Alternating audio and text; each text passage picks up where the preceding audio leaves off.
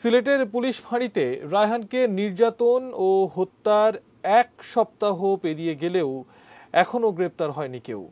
হত্যার মূল অভিযুক্ত বরখাস্ত ফাঁড়ি ইনচার্জ আকবরের রহস্যজনক লাপাত্তা নিয়ে উঠেছে প্রশ্ন। এ নিয়ে সিলেটে চলছে লাগাতার বিক্ষোভ। সিলেট থেকে অনিল পালের ক্যামেরায় সজল ছোট্ট রিপোর্ট দেখুন। প্রবীণ চিত্রশিল্পী অরবিন্দ দাশগুপ্ত পাশে এসে দাঁড়িয়েছেন তরুণদের সঙ্গে রাজপথে, আঁকছেন দুষ্কাল প্রতিরোধী চিত্র। দেশে যদি শৃঙ্খলা না থাকলো, বিবেকবোধ না থাকলো, মানুষের ভিতরে যদি সহমর্মিতা না থাকলো, তবে থাকেটা কি, দেশটা কি করে চলবে? পুলিশ ফাঁড়িতে ধরে নিয়ে রায়হান আহমদকে নির্যাতন ও হত্যার এক সপ্তাহ পরেও কাউকেই গ্রেপ্তার করতে পারেনি পুলিশ। কোনো সান্ত্বনাই খুঁজে পাচ্ছে না সন্তানহারা মা। যদি পাবলিক হইতো তাহলে এতদিনে অ্যাকশন নিত, এইটা পুলিশ বলে একটা দেখে অ্যাকশন নিতেছে।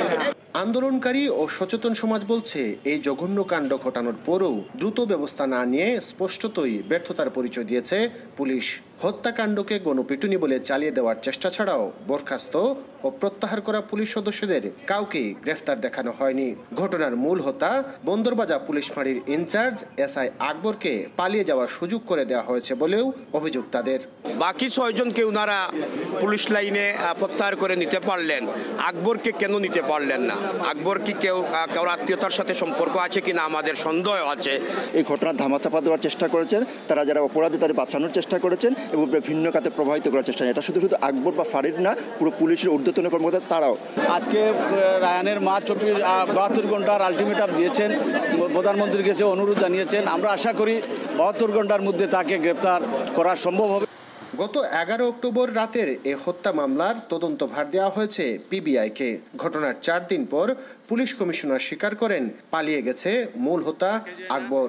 ইতিমধ্যে সব জায়গায় আমরা জারি করেছি যে ও যাতে করতে না পারে, অন্তত ইমিগ্রেশন পয়েন্টগুলি দিয়ে সেই ব্যাপারে চিঠি দেওয়া আছে। 6 জন বর্ডার গার্ডে রাখা, তাদের বিষয়ে তদন্ত চলছে। যে সন্দিগ্ধ পলাতক তাকে অ্যারেস্ট করার জন্য আমরা কার্যক্রম চালিয়ে যাচ্ছি।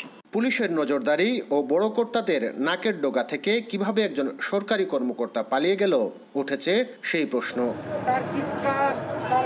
সজল ছত্রী, ATN নিউজ, সিলেট।